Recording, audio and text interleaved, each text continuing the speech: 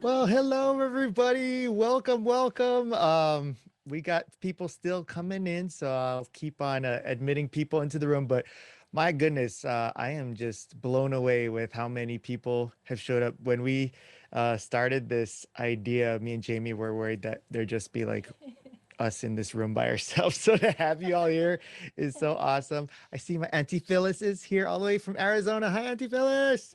We got a bunch of people that we know. Susan's here as well, and tons of people that we just are so excited to see you here virtually on our Zoom call.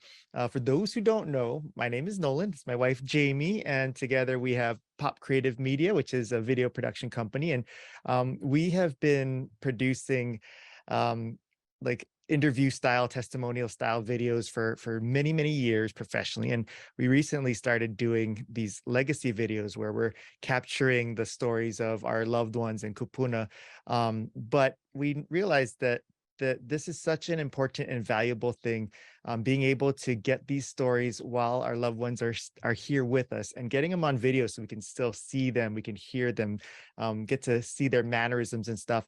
And so we understand not everybody has the means to hire a company like us, but everyone has, a smartphone, or now everybody has really nice cameras and stuff at home. And there's no reason why you would have to wait till you can either afford to hire somebody or feel like you just can't do it yourself. Everybody has the ability to capture these stories now while they still can, because technology is so awesome, and it's a lot more simple than we worry it is. And so today we're going to be going over different things that you can use and do with what you have. So if you just only have a smartphone and that's it, perfect. We'll teach you how to use things that you have around the house to get better video quality, so that you can at least be happy that the videos that you get of your loved ones is something that you feel confident that you can share with your future generations down the road. Because nothing is more disappointing than either losing that opportunity to capture those stories, or you get the stories and you're like, oh my gosh, it's so terrible, I can't see anything, it sounds terrible, what are they saying? So we just want to make sure that everyone has this ability to capture these stories on their own if they can't hire someone like us. So that's what today's workshop is for. It's going to empower you. And of course, Jamie's here. She, if you saw, any of you saw on any of our interviews, she is very shy. She is normally behind the camera and she hates being in front of the camera. But I told her I need her here with me because usually when I do stuff like this, I always say something wrong and she always has to correct me. And it'd be so weird if you just hear this voice off camera, like, that's not what's right, say this. So I said, you gotta be next to me if you're gonna correct me.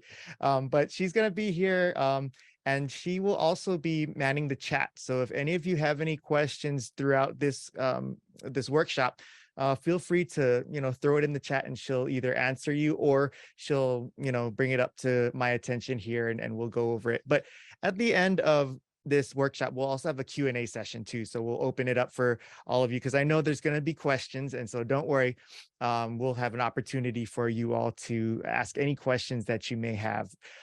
It's going to be simple as far as the concepts that we're going over. This is for people that have either zero to no or very little to zero experience doing video production. So don't worry, we're going to go through very simple things so you don't have to get overwhelmed with like, oh my gosh, I need to go to school to learn all this stuff. No, this is stuff that anyone and everyone can do on their own.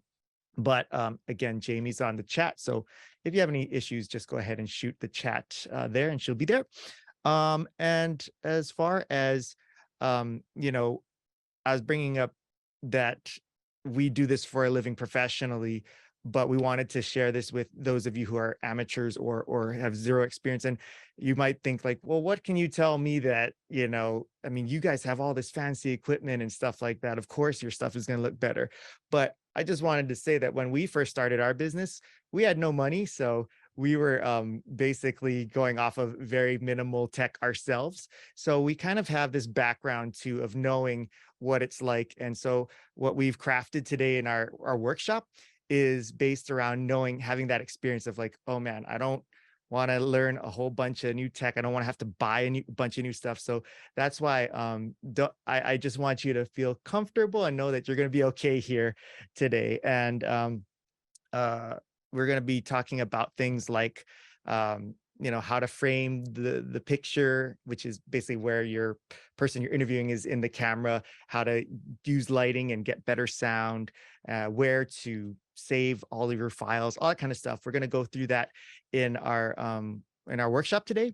And then afterwards, we're going to do the Q&A. And after the Q&A, we're going to be doing a giveaway where we're going to be giving one of you lucky people a free lav mic for your phone and a free phone stand as well. Sorry, I keep hitting the microphone, but we're in very cramped quarters.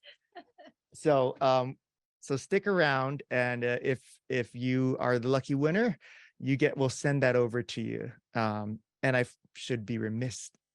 would be remiss if I didn't introduce our third member of our webinar here, and that's Emmett. So Emmett is here as well. He's probably going to sleep through it all, but we have a fourth member, Nato, but she's already sleeping. And if you do get to see her, it's probably because she is making a lot of noise and yelling at people walking down the street.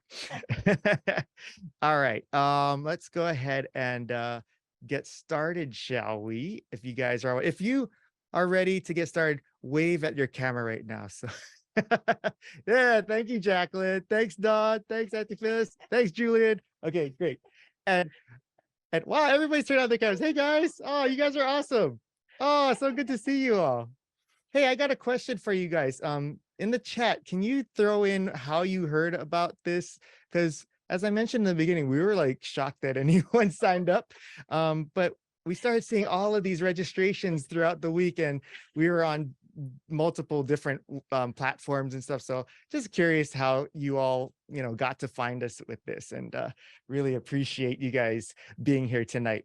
Oh, okay. Let's go ahead. And so tonight, what we're going to be talking about, I'm going to be referencing a lot of things using a smartphone to capture your video, because most people have smartphones and stuff. But if you have a camera, like a DSLR camera or whatnot that you want to use, don't worry. The same kind of principles that I'll be talking about here tonight will apply to cameras as well. But just know that I'll be kind of referencing, how to using your phone. But if you have a camera, same rules apply. Okay.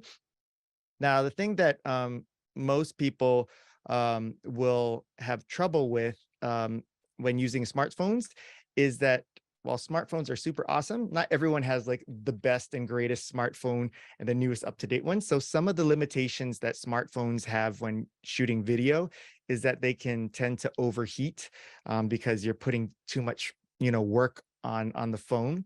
And so sometimes what you'll have to do is, give it a break so that it has time to cool down, because while it's operating as a camera, it's on the whole time. That screen is on, and so it's starting to burn up and such. The other thing too is that if your phone doesn't have a lot of memory, say you downloaded a bunch of games and stuff like that, or you have one of those older phones that has like 1 GB of memory, it's going to be hard because video files are pretty large. So you might run into issues like, oh, I'm running out of space memory on my phone while I'm shooting these long videos where you're interviewing your loved ones. So some things that you can do to mitigate, and I hope I'm using that word correctly. You'll notice that throughout this, I'm going to be using words that may not be the correct usage of them. And Jamie, she went to Iolani, so she's going to correct me, but she gave me the nod of approval. So a couple things that you could do to mitigate these problems is if you do have access to multiple phones, maybe having two phones to shoot. So you shoot maybe a segment of your interview with one phone, and after that kind of that story or that part of their life is done, then you can stop, give this one a break, let it cool off, bring up the second phone, set that up, and start shooting. And so you take breaks in between stories or segments of their stories, and interchange the phones so that you give them a break and give them a chance to cool down. What you want to do to help it cool down is make sure the screen's off. Store it maybe near a fan or somewhere cool. You don't want to put it like out in the sun. It's just going to stay hot there. But and then the other thing too is if you don't have a lot of memory on your phone, what you can do is have it set up where you can upload your videos to a cloud server like your uh, iPhotos or your Google Drive. Um, and then after you upload it, then you can erase it off of the hard memory on your phone. So that way, maybe in between while you're on a break, you can start uploading the footage onto a cloud server, and then when it's cooled down, delete it and from your phone, and then you can start recording more. So you're basically like clearing space as you record your videos. So those are just a couple of things to keep in mind when you're shooting with a smartphone. um, now that we got that out of the way, let's go into using a stand. So some people may not know why you would want to use a stand. Well, the reasons why is because if you're holding it, you're going to be talking to someone for a very long time, and you're going to get super tired and your arm's going to cramp, and then it's going to be shaky the whole time and stuff. And then some people are like, oh, why don't I just put it on the table and just leave it there? Well, the problem with that is you're going to get angles like this where you're looking straight up their nostrils, and you kind of look like you're on an undercover spy. The only time I see this angle used is like when I'm watching those undercover shows where like the crime person is not aware that they're being videotaped and they're at like the poker table, and you see that. So you don't want that, especially if you're recording your loved one. So what you can do is, either if you have access to, or if you want to buy, a stand, like a tripod that, you can mount your phone into, that's great. Right now, they're pretty affordable. Like if you go on Amazon, and when I say affordable, that's relative, right? But I would say you can get, anytime I say affordable, I'm referencing something that's under $50. Some would be like $50, that's not affordable. So just know that that's what I mean by affordables. But you can buy one. But again, I mentioned that we're not telling you that you have to buy any equipment. So don't worry if you're like, I don't want to buy that stand. You can make a stand out of the things that you have at home. So you can just get boxes and books and stack them up. And here's a very crude example of what we used at our house. So we got a bunch of the kids' games and some empty bins and stuff like that, and built like a leaning tower of of cell phone stand right there. And so you can prop your phone up on something like this, where now you have the phone at eye level, because you want the lens to be just above eye level. So imagine this is the lens of the camera on your phone. You want it to be just about this height. You don't want it to be at here or lower, because then you get poor angles. So you want it to be just above your eye level. And then you want it to kind of tilt down. And so when you're using a stand like this makeshift one here, as you know, you can't just lean. It can't just, like gravity. If you lean this phone, tilt it, it's going to fall forward, right? But a simple hack is using tape, and you can just tape the top of the phone to the edge of your little makeshift stand there. And that will allow it to kind of have this tilt. It'll keep it secure. I use painter's tape. You could use any kind of tape, like masking tape or whatever like that. Any kind of sticky tape like substance will work. I just happen to have like 42 rolls of painter's tape around the house. Why? I don't know. Every time I paint, I buy a new roll, forgetting that I had a roll, perfectly good roll at home. So if any of you need some painter's tape, just let me know. I'll send you a piece. But as you can see at this angle, this just shows the tilt of the camera is ever so slight. It doesn't have to be crazy tilting down, but just so that you can frame the person's head in the camera frame here. If you're looking here, like you just want a little bit of headspace. We'll talk about framing in a second, or in a minute, but I just wanted to explain just how you can create this like makeshift stand for your phone, just using objects that you have at home. All right.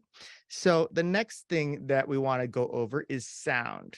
And I say that sound is probably the most underrated thing in video, because in video, you're used to seeing the visuals and looking at what the picture quality is and stuff like that.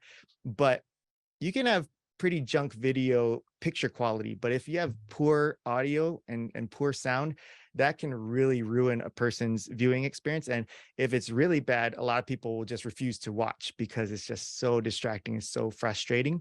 And people don't realize they have good audio until they have bad audio. So we want to make sure that you know how important it is to pay attention to getting good audio when recording, especially because the stories that you're going to be gathering is all going to be auditory. Is that a right word? Anyways, so the easiest way to get good audio, again, is if you buy equipment, like you can get a lav microphone. So, there's all these microphones that you can plug into your phone and it'll make for a great recording. And again, very affordable. You can get these under $50. But if you don't want to buy equipment and stuff, don't worry. I want to say most, all phones have a microphone built into it. All cameras should have a microphone built into it. And they're not bad. The thing about the built-in microphones is they are designed to pick up sound that is close to them. Because like when you talk into a phone, the microphone's right here and you get pretty good quality. The further away the phone is, the further away the microphone is, the more noise it's going to pick up because it's trying to grab noise. So it's going to start getting the whirring of the fan. It's going to start getting the audio of the street corner and stuff like that. So you're going to get way more distortion and other kinds of noise the further away the person is that you're interviewing is from the camera. So what you want to do is get the camera phone as close to the interviewee as possible, but of course you still want it to be a comfortable distance where the picture isn't like just their faces like all like this. you want them to still be at a comfortable distance where it looks natural. So a rule of thumb that I've used is kind of like an arm's length away from the subject. So if I don't know what that is, maybe like, I don't know, 2 feet away, but see how I stuck my hand out and that's about the distance from the camera that I was. And that's good enough to still get a nice clear recording of the audio, but still also have a comfortable shot as far as the visuals of the video. The other thing that you got to be aware of is your surroundings, where the room that you're recording in. If it's an empty room with a lot of like hardwood floors and not a lot of furniture, soft kind of furniture like pillows and stuff like that, it's going to create a lot of echo because with all of these flat, hard surfaces, sound can bounce off of it. And that's going to be distracting for a lot of interviews when you hear a lot of this echo and stuff like that. And it can pick up a lot of that room tone noise, which is like that hum of the room, like, stuff like that.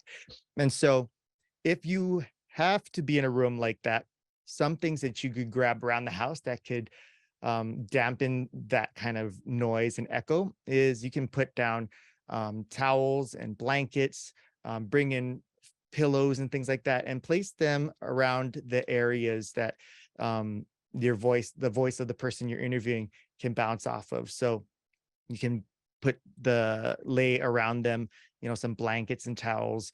You can drape some blankets and towels on some chairs and such kind of around the camera so you don't see it, but it's like they're talking towards the camera. It'll just kind of hit this wall of blankets versus bounce off and catch into the camera. So those are just some little tiny hacks that can help with lowering that kind of noise. And the other thing is, although we're used to hearing all of the sounds of your house, like the air condition running or the fan blowing or the refrigerator motor going, these guys pick up all of that sound way more than what we hear in real life. And so you want to try to cut down as much of that noise as possible, because again, when you're recording into this, it's going to pick up, it'll hear sound and it'll think, oh, it's smart, but it's not smart enough to know that that's not a human voice. It'll be like, oh, there's that noise. I got to pick it up. And it's going to start to get more sensitive and pick up that noise. So if possible, try to turn off things or set your camera farther away from those type of noise emitting devices. Other things to be aware of is like if you're by a window that's open to the street, you're going to hear all of that cars going by and stuff. If there's a big old tree with a lot of leaves rustling every time the wind blows right by that window, that sound can also interfere with the audio. So just be aware of what you have control over that you can avoid, so that the less noise that you have, the more cleaner and clearer the audio of the person's voice will come through on the recording. Okay, earlier I mentioned framing. And so let's go into framing. Framing means like how the subject that you're interviewing appears in the frame of the video. So most people have a typical shot like this where you're dead center in the middle of the camera. And while that's normal and it's totally fine, most of the time that is that angle of being dead center in the middle is reserved for like hostage videos and stuff where they're looking straight into the middle of the camera and stuff. If you want to have a more interesting look that's more natural, sorry. Oh, I was gonna go back to me. Okay, sorry. I didn't go through. Okay, I gave you a sneak peek there of what we're about to see. What I was gonna say is that in that shot, you notice that it's directly in the middle of the frame and such. And if you can't tell, what we do to help us, what we'll do to help us understand that is we're gonna turn the frame here into thirds. So we're going to make lines going across horizontal. So we'll see a third here, here, and here. And then we're going to have lines going down vertically. So we'll have a third here, here, and here. So what I mean is, let's show it right here. So now you can see that we're broken up our frame in thirds horizontally and vertically. And we can also play a great game of tic-tac-toe while we're at it. But that's not what you're here for. So as you can see, my face is, if I'm being the one interviewed, is dead center in this frame. It's dead center vertically and horizontally. So what we want to do is show you how to frame it more off-centered. And this gives a more natural look, a more interesting look. And so you see now, this is what you tend to see, especially in our videos too, when we're interviewing people, the subject is a little off to the side there. And a great way to know where the right framing is to have the subject is, notice horizontally that line at the top there goes right through my eyeballs. So that puts me in the upper third of this horizontal frame. Vertically, the outside eye the line is going right through that as well. So I'm in the left third of the frame. So I can be either on the left or the right, it doesn't matter, but you'd want, if I was going to go on the other side, that vertical line to the right would go down through my right eye, or my left eye, you're looking at my right. Does that make sense? Anyways, so if we take away the lines, this is the kind of shot that we'd see. So as you can see, a lot more natural feeling, comfortable. The person isn't looking directly into the camera, and it gives you a more comfortable viewing experience. Some people prefer to have the subject they're interviewing looking directly into camera. I don't know.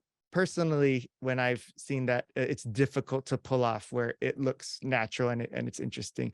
A lot of times those are good for like, I don't know what I would describe it as, but like those like vlog type of videos where they're like, I'm talking to you, but this one, we are having you interview someone. So this would be a much more natural interview style shot.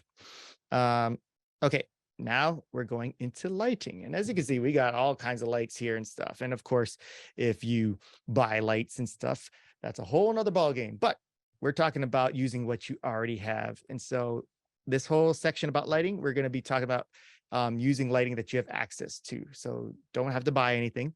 The first one is that when you're shooting in the daytime, you want to avoid having an open or a window, a visible window in your frame of shot, because if you have one and there's light coming through it, it's going to blow out the shot, which this is what I mean by blowing it out. See, in the daytime, if you were in this room with me, I would be totally lit fine. You could see me fine. But because the way cameras work, they work off of light reflection and such.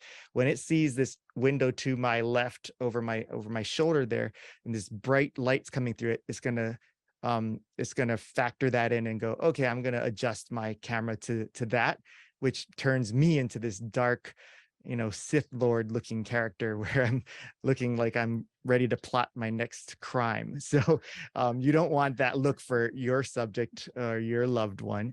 And so the way to avoid that is by, if you do have this light source coming from a window, is positioning the person you're interviewing to where the light is coming from either the side of them or that the light is behind the camera. But either way, you just don't want to be able to see that window in the shot. If you have curtains, great, then just close those curtains and then no problem. But that will help you use the natural light coming from there to illuminate the face of the subject you're interviewing. One thing to be aware of, though, is that Mother Nature, you have no control over. So if the light out of the window is nice and bright because it's sunny and there's no clouds, and as you're talking to them, a cloud starts going by and then the light starts to dim, the lighting will change. And so, the quality of the picture will not stay consistent. That's a minor thing for those, because again, we really want to capture the story, which is the audio part. So if you're not worried about being distracted by, oh, how come the lighting on Grandpa was nice and bright and now it's a little darker and there's more shadows, if you're not worried about that, that's not a big deal. But that's just something to be aware of. Now, when you are lighting your person, if you have like either the light from the um, the window, if that's not available to you, if you have a light that you can move, like say a lamp or something like that, you can position that light behind the camera and have it either directly shining on their face to illuminate their face, or you can bounce it off of a wall, and that reflection will give a different look. So we're first going to show what it looks like if you shoot the light directly at their face. So see, in this example, the light panel is directly facing me, and you can see how it looks in the bottom right corner. So it's nice and bright, but because it's directly pointed at me, there's some harsh shadows, and the parts that are well lit, we'll call those hot spots. So you see that the whites kind of are a lot stronger because the light is reflecting off of like the oils of my skin.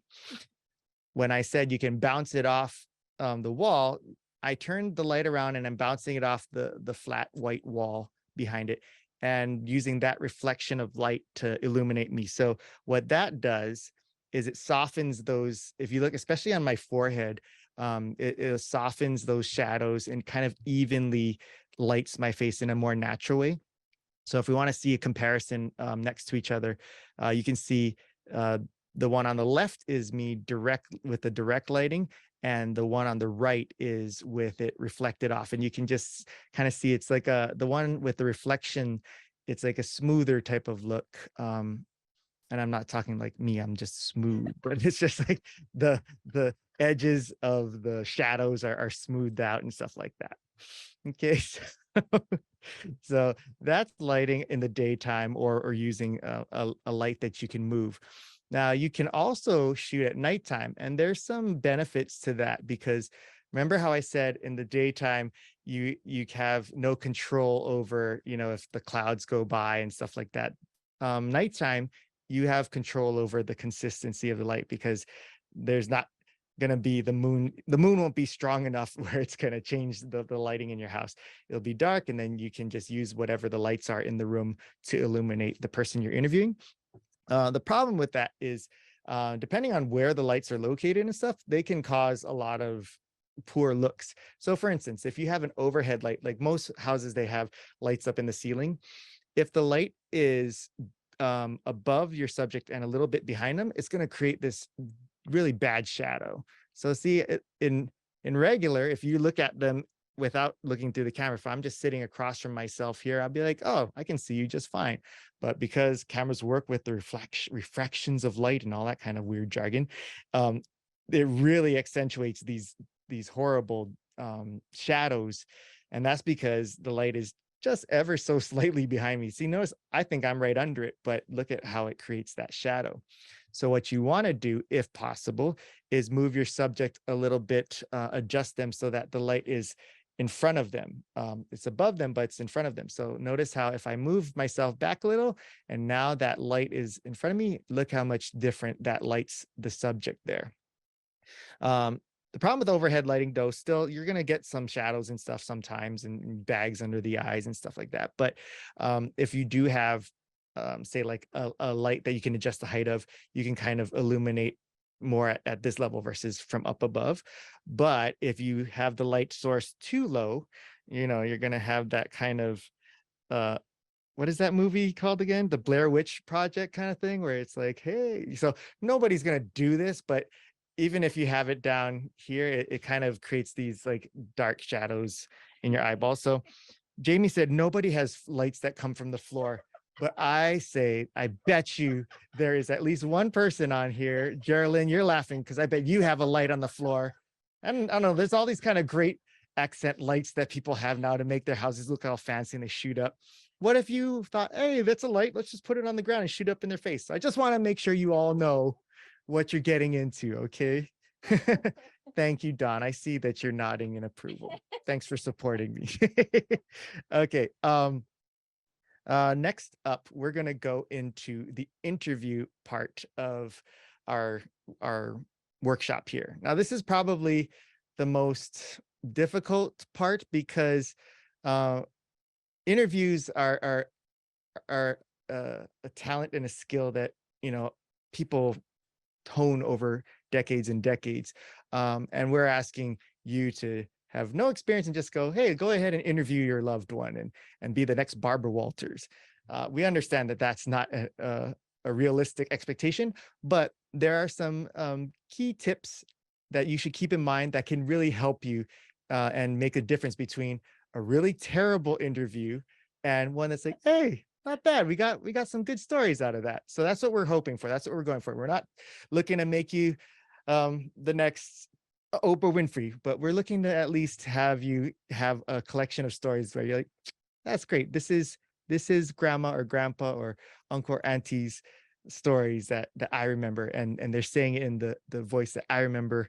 It's just perfect. So the first thing that we want to do is put up this list here, and you can feel free to take a screenshot of this, get your cameras right now and take a photo of it, because I'm not going to keep it up the whole time because I'm very vain and I want you to look at my face while I'm talking. I'm just kidding. but I do want to have you be able to look at me when I'm talking. So take a look. I'll go through each one of these individually, but if you want to go ahead and grab this for a reference later, go ahead. I'll give you guys a few more seconds to take a screenshot of this. But the hardest part is to get the person who you're interviewing to feel comfortable and to talk freely. And so one of the things that you could do to help with that is, if you are able to, maybe have someone who is not a family member or familiar relative asking the questions. If you're able to have somebody who hasn't heard these stories, like me, for example, ask them these questions, that can help the person you're interviewing feel more comfortable sharing, because a lot of the times they'll say, you know this story already. And it's like, no, I'm trying to ask you this so that we can save these stories for, your grandchildren or your great grandchildren who, won't meet you.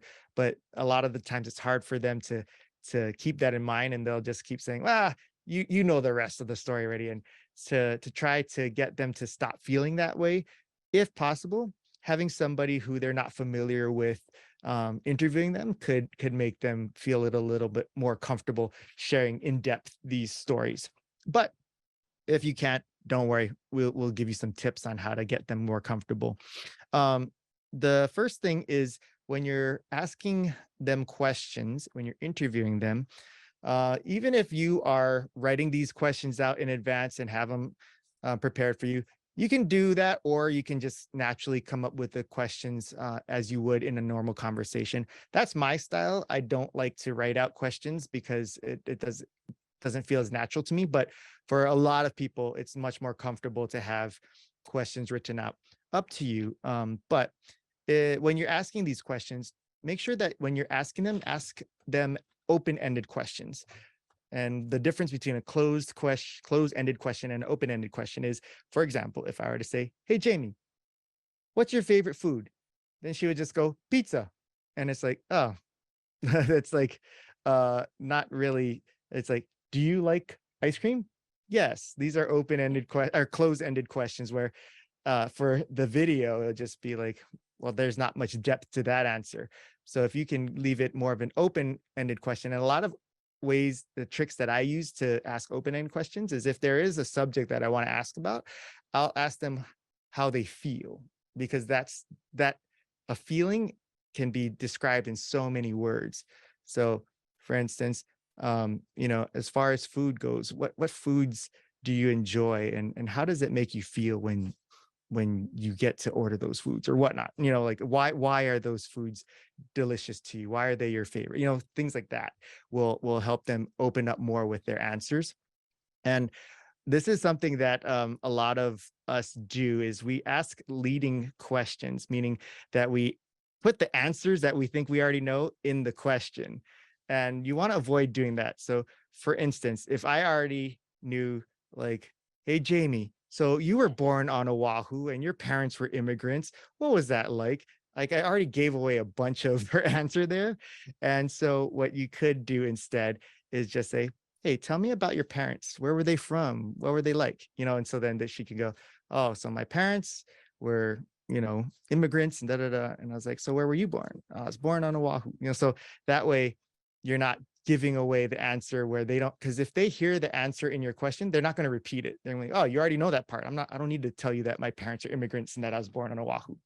Um, the other thing that you want to avoid, and this is something that Jamie experienced in her, when she tried to interview her grandparents when she was fresh out of college. Her mom was doing the interview, and she was doing this, and Jamie still to this day like brings it up. She's like, "Oh my gosh, the interview is so terrible because my mom kept going, oh yeah, okay." What you want to avoid doing as an interviewer is talking and reacting verbally to the person as they're telling their story, because while in normal conversation that's okay, but we're recording this for others to watch and listen to, and they don't want to hear oh yeah from this voice off camera. It just is very distracting, and it's not fun for the person watching. So, and this is a very difficult thing. When I started doing interviews professionally, Jamie would always knock me fresh, like, "Can you please stop verbally saying things? Like, I can't use the footage now because you went, So just know that I say this and we laugh, but I know firsthand how difficult it is. And I still to this day, like I want to so badly when they're saying something, I want to go, "Oh, really?" But I have to, so I just try to talk with my facial expressions. So instead of audibly going, "Oh, really?" I go, so a lot of like miming, and and that can help with that. So just try your best. I know it's going to be hard, but try your best not to go, "Oh, wow. Oh, yup." Stuff like that. The other thing is, in normal conversations, we hate that awkward pause or lull in the conversation, and we also get excited too, and we want to jump in on the conversation. So it's very common in normal unvideoed conversation for Jamie to be in the middle of her story, and I go, "Oh yeah, yeah, I did that too," and I just cut her off, right? And she always will go, "Would you let me finish? Let me finish on my story." Anyway, so for the sake of recording these videos, we want to make sure that you let your interviewees complete their thought before you go on to ask the next question. And what that can do is provide for really uncomfortable, unnatural pauses, but just know that that's going to be best. So for example, if I'm talking and I'm saying my story and go, yep, so I was born in 1980, and then if Jamie were to interrupt me and go, oh, where were you born? Well, what hospital were you born in? It would cut me off right there. But if I go, yeah, I was born in 1980, and then she knows, okay, there's this, he stopped thinking, he's done with it. Then she can ask the question. But what if I was like, I was born in 1980 and my mom was having to go to the ER because I needed to be C-section. That would have gotten cut off, and you wouldn't have heard that part of the story because she cut me off. So just be aware of that. Give your subject that you're interviewing that time to complete their thought before you go on asking the next question. And if they are not giving you the answers that you're looking for, there's a lot of us who are like, oh man, dad tells this story and it's so funny. And then if you're like asking them these questions, trying to get them to tell that story and they're not giving it to you, or they're just not giving you the answers that you're trying to get from them, what you want to avoid is telling them what to say. For like so many times I've seen people go like, no, dad, tell them about how you served in the war, and then tell them about how you used, a spoon to shovel dirt out of the ditches and stuff. Remember to say, I shoved dirt out with a spoon. Tell them that. Like, then they're going to be like, oh, one, it's going to feel unnatural because they're going to be pressured into just copying what you said, and that's not in their words. And then they're going to probably get it wrong. And it gets very distracting. They go like, so I served in the, what do you want me to say? Oh yeah, the army. And then what are you talking about the spoon? So then it's just like, it gets very distracting. So what you can do is try to lead them to these answers with the questions you're asking. So that way they can feel free to say what they want, but just try to think of different ways of asking the question so that you can get that answer. So first, your initial question, they didn't answer it properly the way that you were hoping. Think of another way you can ask it. Try to find directions in which you can get them to start realizing, oh, you want me to talk about when I was serving in the war? Okay, let me talk about that. So just I want you to make sure that you avoid telling them what to say. That's the main point of this all. When you tell them what to say, it doesn't end well most of the time. And the other thing is, whether you're, reading off of a script of questions, or if you're free flowing questions off the top of your head, probably the biggest tip I can give is to be present in this conversation. It's an interview, but it's a conversation between the two of you. And this is something that I did very poorly when I first started out interviewing. As I ask the question and they're answering, I'm already thinking about the next question, and I'm totally not paying attention to what they're saying, because I'm just thinking, okay, next I got to remember to talk about how he met his wife, and then like where they lived, da, da, da. And while that's going on, they're talking all about, growing up on the farm. And there's all these great stories that could get deeper if I was paying attention and I was engaged and I could ask follow-up questions. The majority of the good stuff that we've gotten in all of our interviews have come from follow-up questions, maybe the second, third, or fourth question related to that initial answer. Because when they first start answering, they're giving you, a lot of the times, some of you will have relatives that will give you too much information. That's a different story. But there are some that will just give you the bare bones surface level answer. But in that, there are doors that you can open to get deeper into the story. For like where you say, you mentioned this. Tell me a little bit more about that. Like, how did you feel when that happened? That's when they start going into the heart of these stories. And so you won't know to ask those follow-up questions if you're not engaged in the conversation itself, if you're distracted thinking about the next question. So this is a difficult thing to kind of wrap your mind around. But if you can just remember that this interview, even though it's unnatural, there's a camera in front of them and you're sitting across from each other trying to record these stories, it's still a conversation. And the best, most authentic way to get to capture the stories that they tell in the mannerisms and the voice that they usually would tell it to you is if you put them in the environment of, this is just like how we're talking at the dinner table. Like, we forget that the camera's there, because you don't want something where they're just so stoic and uncomfortable. And so the more you can get engaged in the conversation, the more opportunities you'll find to open up into deeper questions and follow-up questions that will get to the really, really fantastic stories. So try your best to pay attention to what they're saying. And if you do need to, if you go as they're talking and you go, oh, that makes me think of another question. What I sometimes do is I'll just have a notepad and pen, and as they're talking, I'm still listening and I'm still paying attention. And I'll just jot really quickly a note like Ice Palace. And so that way I'll know, okay, Ice Palace, I gotta remember to ask him about how he chopped his finger off in an ice skating accident or something. That's really morbid. Sorry. It's a fear I had as a child whenever I went to Ice Palace. I'd heard these horrible stories that kids' fingers got cut off. I don't know if that was true or not. Anyways, the point of this all is that you can still take notes, but not disengage from the conversation. Because what you don't want, what I've seen like news reporters do sometimes, is they go like, tell me about growing up. And then as they're talking, they're just like, and that disconnect can be fatal to the interview. So you can still go, oh yeah, I'm listening, I'm paying attention, eye contact. I'm just going to quickly jot down Ice Palace here. Now I can just give you back my full attention, knowing that when we're done with the story, I can go back and go, oh yeah, Ice Palace. Let's talk about it. Okay, so now let's move on to, now that you got all this amazing footage, it's beautifully lit, it sounds great, it looks great, you've got these awesome stories, and you got all of this video file footage. What do you do with it? Where do you put it? The thing is, many of you will be like, well, it's already saved on my phone. What else more do I need? It's all I need is right here.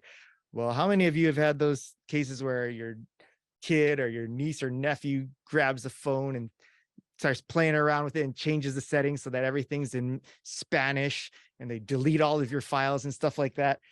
That would be horrible if that happens. Or if you drop your phone in the Caspian Sea or something like that, there's chances where you can lose all of these very valuable files if you're just storing in one single solitary location, in a physical location like your phone. So, well, yes, if you want to keep it on your phone, that's great, but you want to also have multiple places that you store it. You want to have backups and safeties so that no matter what happens at one place, whether it's on the phone or on your computer or in the cloud service, that it's somewhere else. So that if anything were to happen to that, then you know, oh, that sucks that I lost it there, but at least I still have it on my Google Drive and such. So you want to store it on as many places as you can. So places that you can store it on, of course, your phone. You can download it to your computer or laptop. You can also store it on like a external like USB drive. If you still have floppy disks, I don't know if that still works. You can upload it to the cloud services. But the more places you can store this, the better and the safer it is.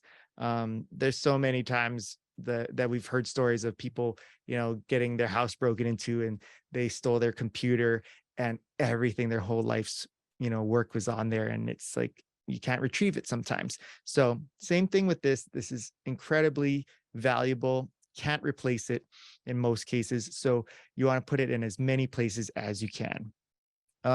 Okay, so that's everything that we had prepared for you. I know it's a lot and it could be overwhelming.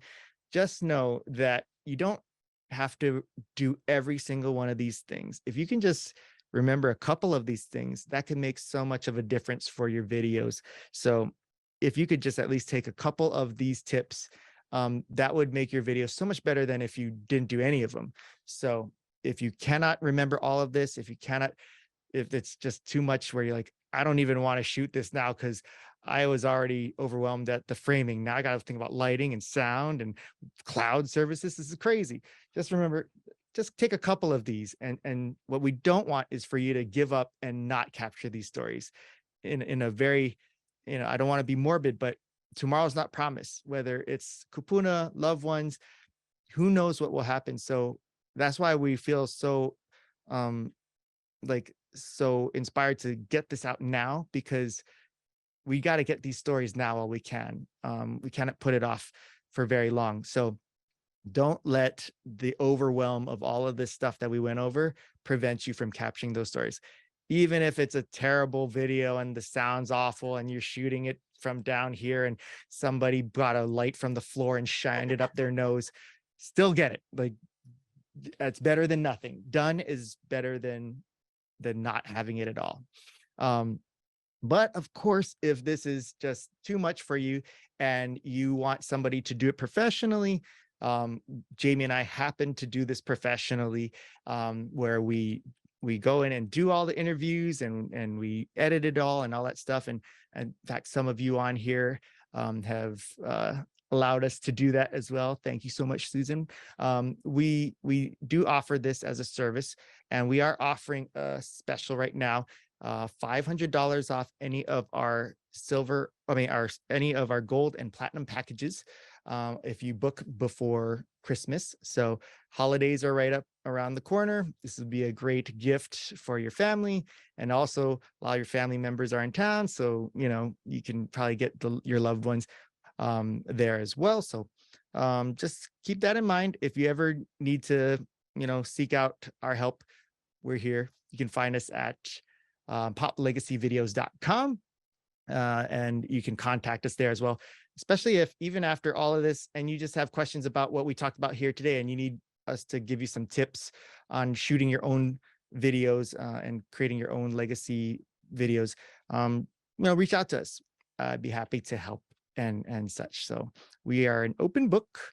And with that being said, speaking of open book, it's now time for our Q&A portion of the workshop. And so if any of you have any questions, want me to go over anything or better explain things, or have Jamie explain it because they're like, Nolan, you make no sense. I'd rather have someone who knows what she's talking about tell me. I think she's willing to do that. So go ahead and let us know. I think you can unmute, or if you want to throw it in the chat, the questions you can, or if it tells you to ask for permission to unmute, hopefully it'll show up on here and tell us to unmute you, or you can like wave your hand and then I can try to unmute you. But anybody here have any questions, thoughts, comments, questions, concerns? Easy video editing apps. What's your favorite and basic editing software? Oh, I forgot to turn on my mic. Okay, go ahead and repeat that question. Easy video editing apps. What's your favorite and yet basic editing software? So the one that I'm using right now, that I've been using to create edits off of my phone, and that's if you follow me on Instagram or TikTok, this is how I make my reels, is InShot, InShot. And it looks like that. I don't know if that helps. I can't see it. Anyways, it's called InShot, and it's real basic. It allows you to, the cool thing about it is it's built in all these little tools that you can do transitions, you can adjust your audio, you can bring in multiple videos and merge them together, you can add photos to it and stuff. So it's a real, like, it took me a little bit of time getting used to it, but the more I use it now, I'm like pretty easy with it. It's funny because we run a video production company, but Jamie does all of the editing and stuff like that. So she uses like the professional video editing software, which is Premiere. And I know nothing about the editing. So when she told me like, you got to edit your own, social media content. And I was like, oh man, I don't know how to do any of this stuff. So when I tell you that I learned how to use this, you're like, but you're professional. I am only professional in the sense that I know how to talk. I don't know how to like do stuff. So if I can learn how to use this app, that's a pretty good sign. So I like using InShot. Adobe has a free software, like that's a really stripped down version of like the fancy professional editing software that Jamie uses. I downloaded it probably like 6 years ago, and it was easy to use. I'm sure it has changed in those 6 years, so I don't know for sure how it is, but you might want to look into that. Adobe is one of the premier video editing softwares, so they know what they're doing. But InShot has worked good for me as far as a mobile app. Any other questions? My friend uses the script and she said it's easy. I've never used it though, but she doesn't do video stuff. So, and is it DESCRIPT or DOS script? As in, like, okay, there, Jamie put it in the chat. Okay. In case Robert said, does using multiple cameras complicate things? Yes, it complicates things, but it's also cool, and it can also make for a fun edit. In the sense of, maybe Jamie can answer this better, because what do you use multiple cameras for when like at the same time shooting the same thing? That's what I thought he meant. Between, because we had recommended using multiple phones in the beginning so that your Yeah. phone can cool down. So Robert said yes. So he's talking about using two at the same time simultaneously. So the syncing frame rate is Oh, she's using all these words. Sorry. So when it gets real complicated, video records at different speeds, and it's called frame rate. So some cameras will be set to record at one frame rate, and then another one might be at a different frame rate. So it's gonna look like it matches in the beginning, and then gradually over time they're not gonna match anymore, just because it's off by like very tiny milliseconds. Yeah. So that's where it gets weird. But if you can ensure that your multiple devices are set at the same frame rate, I forgot to take out my Invisalign. It's not because she's drunk, people. Well, she is drunk, but on top of that, she's got Invisalign. She's not drunk.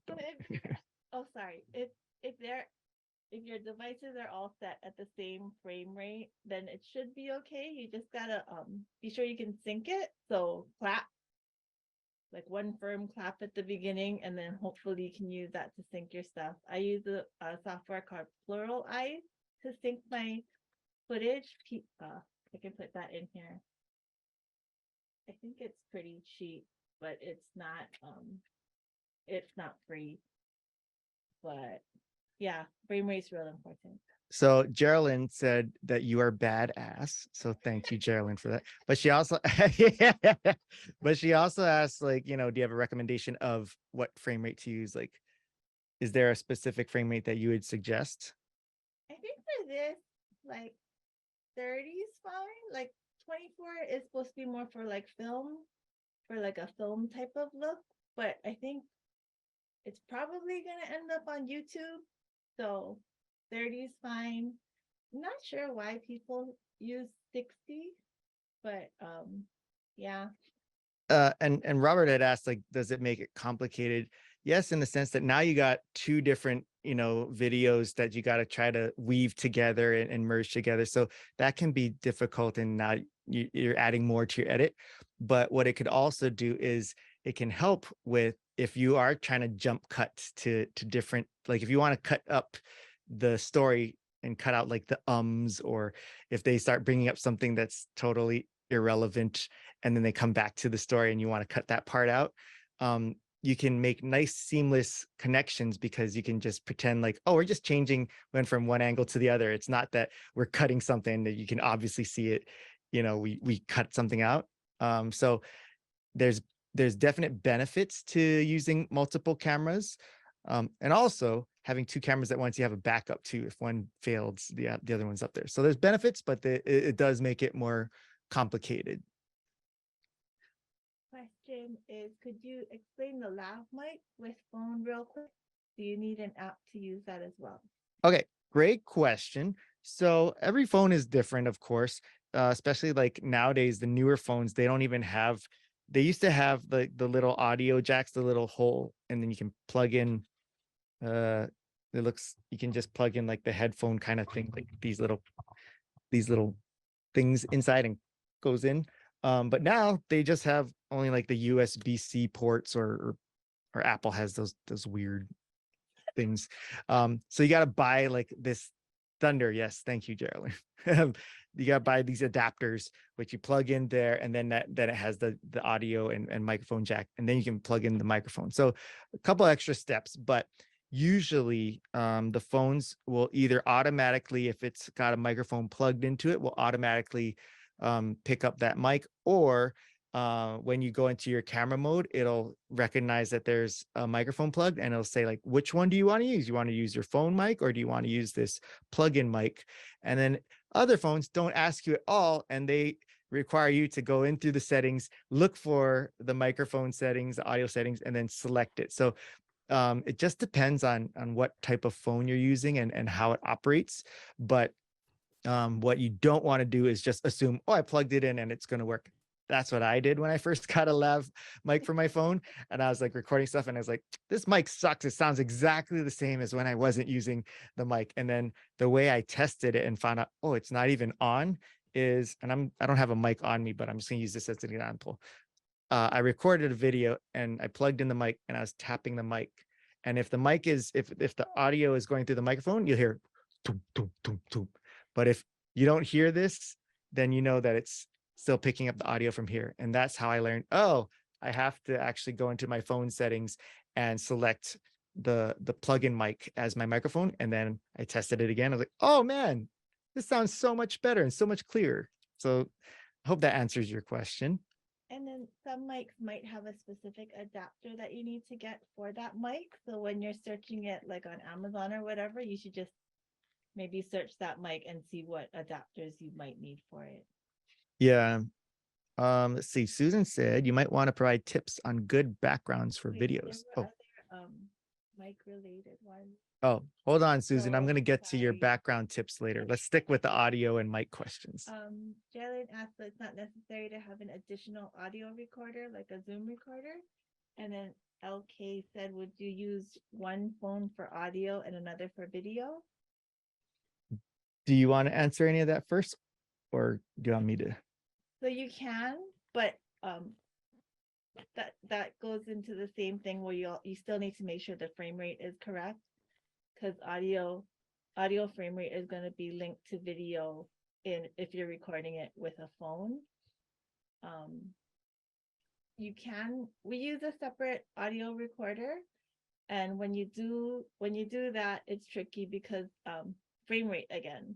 The frame rate when you're recording an audio track just alone is gonna it's not merged with a video frame rate, so it's a little different again. So I was finding that drift when I was trying to sync a video file with an audio file that was recorded separately. So that's why I use Pluralize, because it automatically links it together. Yeah, it's it's my favorite. It took away so much headache for me. Yeah. And what was the other question about? Oh, recording on a phone. So that also works too. I would just say that the concern I would have is now you're bringing in multiple devices that if one fails, it throws everything off. So like, let's say the camera phone they're using to record video is working, and then you're recording audio with another phone, and let's say you forgot to hit record there, then which is what we've done when we have actual like audio recording devices, and I forgot to hit record on that. So we had great video, but the audio was just only coming from the microphone on the camera, which was far away from the subject. And so it was very terrible. So just know that the more devices you bring into it, the better the quality could be, but the more chance for things to go wrong, and the more headache it could be for you. So just determine what the balance of the risk versus the reward is. I don't see Susan's question. Well, Susan had brought up suggestions on good backgrounds, and this is a good point actually. This is, again, not super important because the key is just capturing the stories and such. But if you have the luxury of trying to set up a nice background and setting for your video shot, Jamie does a lot of this. When we go to places that we're shooting, she'll spend a good amount of time like straightening up in the background, making sure that people's socks aren't laying around the tables and things like that. But what are some suggestions that you have when you're trying to set up a nice look and shot for the background? People normally put the person with their back right up against the wall, and that's pretty not interesting. If you have a room where you are able to sit away from the wall, so like even in a room with a couch, we'll put a chair in the middle of the room so the couch is behind them just to give distance, and it makes for a more interesting shot. See, look, we have all this stuff behind us. There's several feet behind me to the wall. If we're up against the wall, you just look like I'm just like, yeah, being interrogated or something. yeah. And then also, sometimes, yeah, police line. Sometimes too, a lot of people put like a lot of like framed um frames behind, like picture frames, and they have glass on it. And while looking at it physically in person, it looks great. On video, you see all these like reflections in it and stuff, and it can be pretty distracting. So consider that as well. And sometimes they just try to put a whole bunch of stuff just because they're like, oh, let's make it look really nice, and they put too much and it looks very busy and distracting. So sometimes simplicity could be better, like a lot of maybe a little more open and like white space. Doesn't have to be white, but like, you know, And you should wait till you set up your shot, because people might spend a lot of time arranging the whole area, but it's only this small part that you see in the frame. And then it might be lower than you think you can see. So they fixed everything from like waist up, but what we see is on the ground. yeah. That happened at my mom's. Yeah, real quick, share a little bit about your story about interviewing your grandparents with your mom. What do you mean? Isn't that what you're talking about? No, I'm the one we Oh, just interviewed oh, her. we She just did had it. all kinds of, like, a stack of dusty DVDs and like these boxes of like the storage box of a statue that she had on the shelf above it. And it's like all this weird stuff on the ground. Like, why is it here? And then like above it was like a really nice setup shelf. Okay. I hope that answers your guys' questions. Thank you, Susan, for that. Um, what other questions we got? Say you were to interview a family member that may be on the mainland or somewhere else online, Mhm. would the mindset of interviewing stay the same portion, and how would you adapt if their Wi-Fi starts to cut out? Okay. So I'll go backwards. So as far as their Wi-Fi cutting out, that is something that you cannot avoid when recording virtually like that. But a little hack that you could do, it's going to require them to do a little bit on their own, is if they so let's say they're talking to you on their laptop and they're using their computer camera to talk to you. You can have them set up their phone and have their camera open and hit record so that they're recording their conversation with you on their phone. So that doesn't require Wi-Fi connection. The video footage is on their phone. And so that way they can send you that footage, after they're done. And so that way you get a much higher quality picture, because if you record a video on your phone versus through Zoom, it's going to be like high def versus Zoom looks like what it looks like now. Although we look pretty good because we have some nice equipment. But so that could be a way to avoid that Wi-Fi issue. And you know, uh, that might be difficult though, if Wi-Fi sucks and you can't hear their answers or they can't hear you. But you can only do so much. Um, I guess you could just do it over the phone. That's going to sound terrible too. That I guess that's what the best I can do with suggesting on that. And if they have a ability to turn off other devices that are connected to that Wi-Fi when they're doing their call with you, have them turn it off, because that's gonna the more devices connected to their Wi-Fi, the more it's going to slow down their connection and stuff. There's little things like that that you can help kind of lessen the burden of the technology and the internet connection. Because yeah, especially if you're on a Zoom call with them and they're on Wi-Fi, but their kids on watching TikTok videos and stuff on the Wi-Fi, that's going to take away a lot of their bandwidth. So you can do that. And I would say that if you only have the ability, because they're of distance and location preventing you from being with them physically, if you only have the ability to do these interviews virtually like this, do it. Like, it's still better than nothing. And the same concepts apply for the interview process, as far as open-ended questions, being engaged, asking follow-up questions, all those tips that I gave you still apply. It's a little difficult because in physical form that you can, see each other and be around each other. But even through here, if you can keep eye contact with them virtually, that works. I think some people have this question of like, well, when I'm on Zoom, do I look in the camera or do I look at you on the screen? And I've found that it's better to look at each other on screen, even though it doesn't look like you're looking at them because you're not looking in the lens. You're looking at each other's eyes. And I felt that there's more of a connection when you can look into someone's eyes, even if they're not looking directly at you. I think we're at this point now where we're kind of used to that. So that can be a good helpful way of keeping connected in this conversation virtually, is keeping that eye contact. Don't interrupt them when they're answering the questions and things of that nature. So yeah, if that's your only option, it's still a decent option. We've actually done some recordings, not for legacy videos, but for other types of videos where distance was a problem, and we were able to do some good interviews. In fact, all of my podcast episodes are done virtually. So yeah, that goes to show you can get some really great stories virtually. Carol said, oh, hi, Carol. Hi, Carol. If you're taking video with a mirrorless camera, what equipment would you need to have to listen to the audio during the recording to make sure sound is okay during the interview? That is a great question. Do you have the answer to that?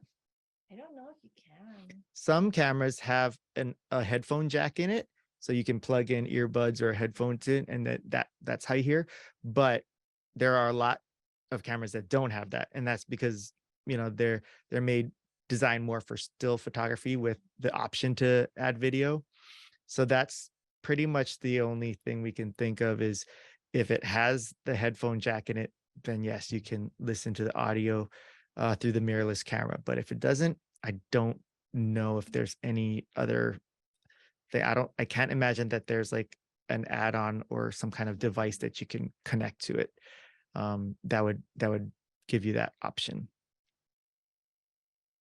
But they do have in the little display, like it'll have these little meters to show the audio levels. And so even if you can't hear it, if you see the levels moving, you'll know, okay, it's picking up sound. And if it's in the yellow or green, you're good. If it's in the red or hitting the edge of it, that's bad. You're probably gonna get a lot of distortion, and it's hitting the max level of volume. And so if you're experiencing that, you either can turn down what they call the gain, which is the sensitivity of the mic. And if you can't figure that out, then maybe pull the camera further away so that they're not talking, it's not picking up as loud. Right. She just looked at her camera and it has a headphone jack. Oh, yay. There you go. Thank goodness. Thank you so much for being here. I don't want to say good luck because it's not about luck. I wish you success in all of your recordings and capturing your stories, and hope to see you guys around, whether it's virtually or in person. All right. Take care, everyone. Thank you.